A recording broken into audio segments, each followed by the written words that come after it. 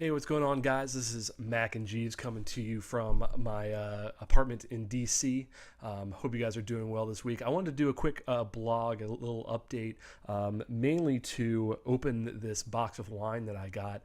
My plan was to originally do this on stream this past weekend, but I just didn't get a chance to do it. I was having too much fun playing games and hanging out with you guys, so yeah, I just never got around to it. But I have this box of wine, and I'm running out. My coffers are running low at this point, so I really need to open this case so that I can drink it, as it were. So I'm part of a wine club. It's the Cellars Club, and I actually don't even know what I think their website's like cellarsclub.com or something like that, but you can look them up. They have a bunch of different types of, or I guess tiers of their club. The one that I'm at is I get a case every quarter. So once every 3 months, I get 12 bottles. I get 4 pairs of reds and 2 pairs of whites. And it's been really good for me because what I like about it is that they send me stuff, and I'm just interested in finding new wine and tasting like new varietals, tasting wines from different locations, different wineries, that sort of stuff. A lot of people ask me, specifically why I chose this one. Some people will choose a wine club that specifically is geared towards their taste. That's cool. I totally respect that. For me, my taste is really broad.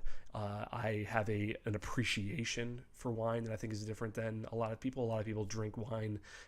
They are looking for wine that tastes good to them.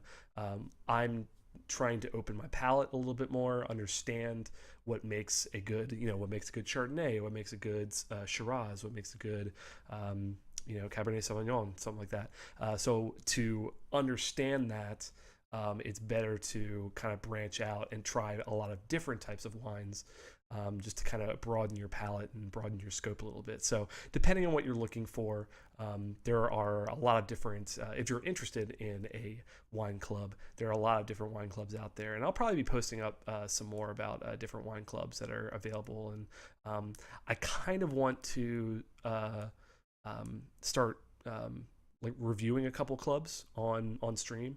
I mean, I've been really happy with Sellers Club, so I'll stick with them. But there are a couple other ones that I've been hearing kind of conflicting reports from, so I'll probably have to check those out. But in any case, without further ado, let's get to the exciting part and open this guy up, shall we? So, okay.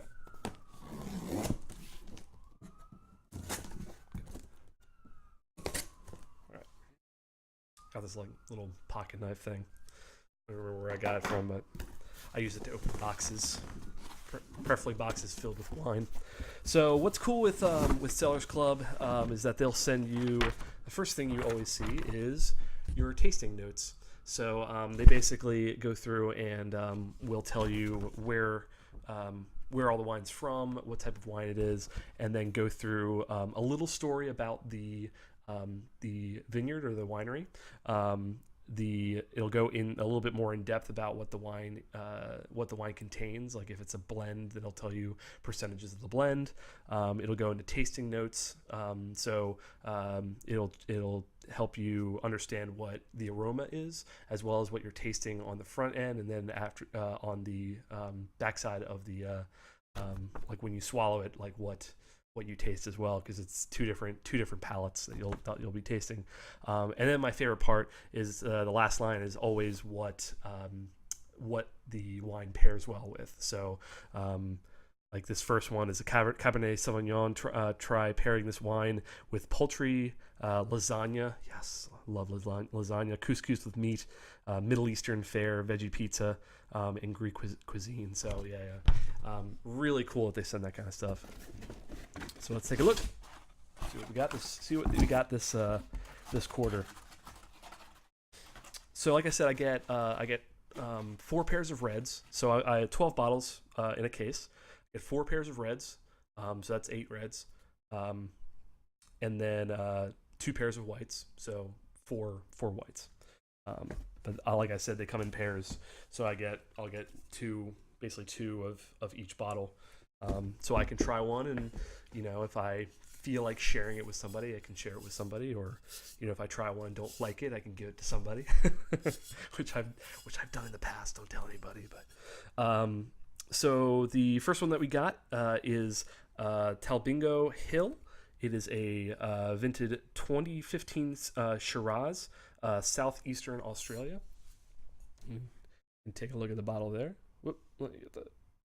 Come on. A little bit more. A little bit more. There we go. Yeah. Beautiful. Cool. So with a Shiraz, we should be expecting, basically we'll expect noses of like kind of smell of like black cherries and other dark berries. Taste will be kind of sweet. Shirazes are fairly easy drinking. It'll be like sweet, a little bit of plum to them, maybe a little pepper. But yeah, Shiraz would be pretty good. And just so you know, so Shiraz, like I said, this is Eastern Australia. The only difference between a Shiraz and a Syrah is where the wine is made. It's the same grape. It's just for whatever reason in Australia they call it a Shiraz. Everywhere else they call it a Syrah. So just a little note for you there. Ooh, this one looks nice. This is Chatter Creek Valley Terroir, 2010. It's a red table wine from Yakima Valley. Looks like Yakima Valley. Very cool.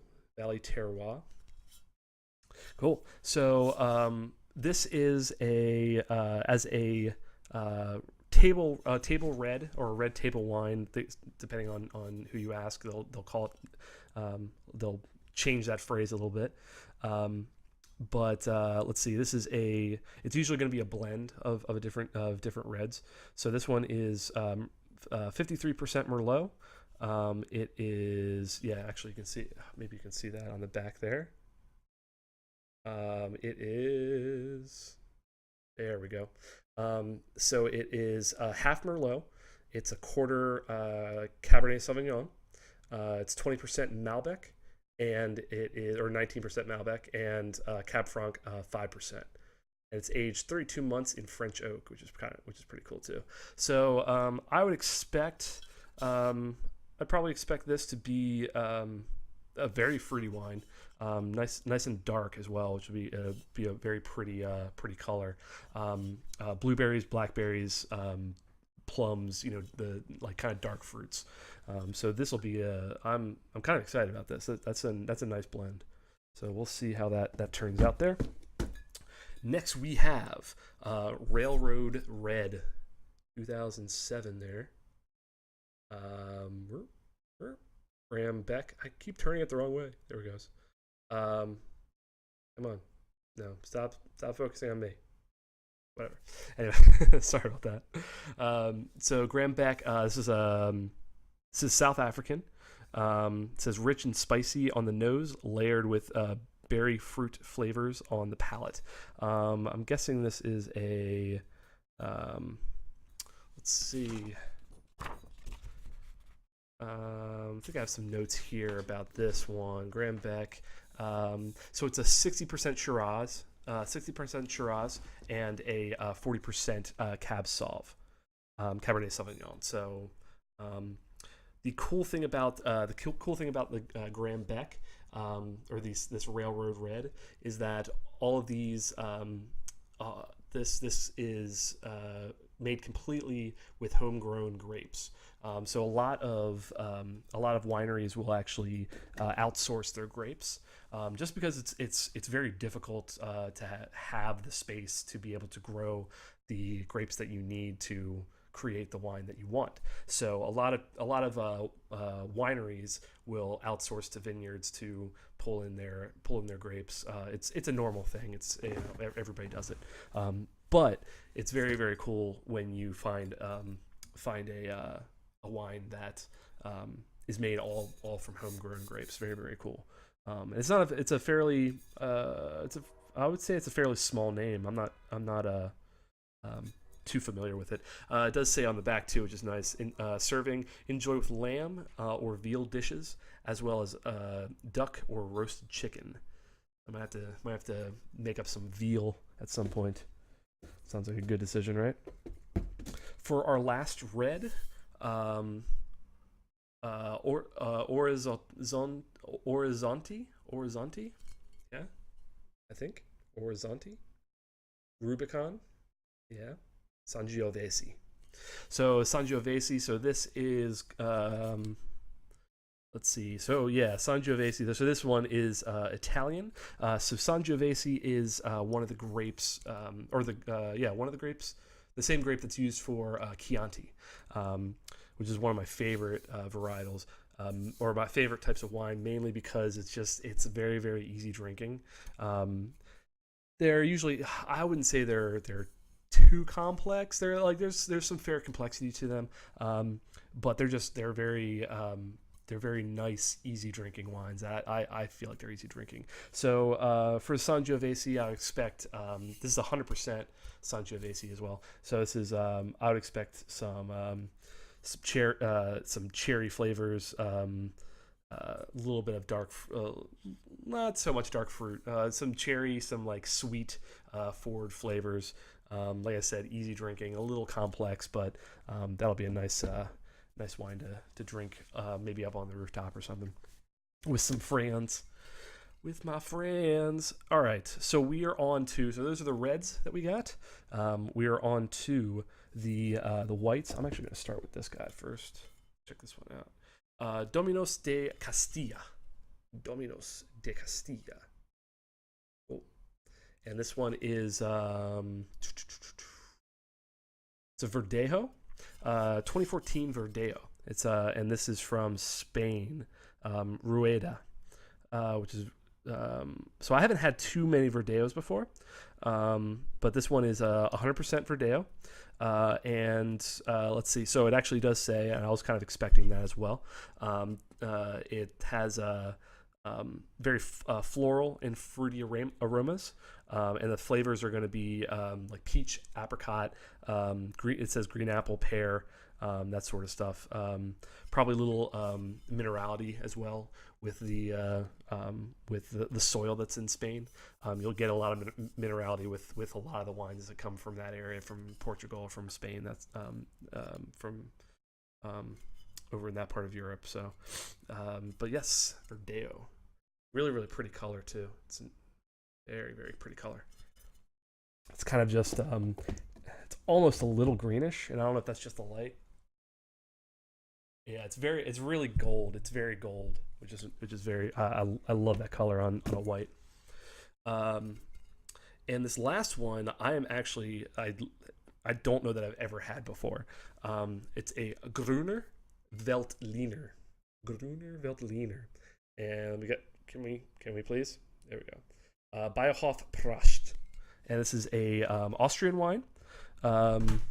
So the I know at least Germany is known for their Rieslings, their Gewürztraminers, their Traminers, all that sort of stuff.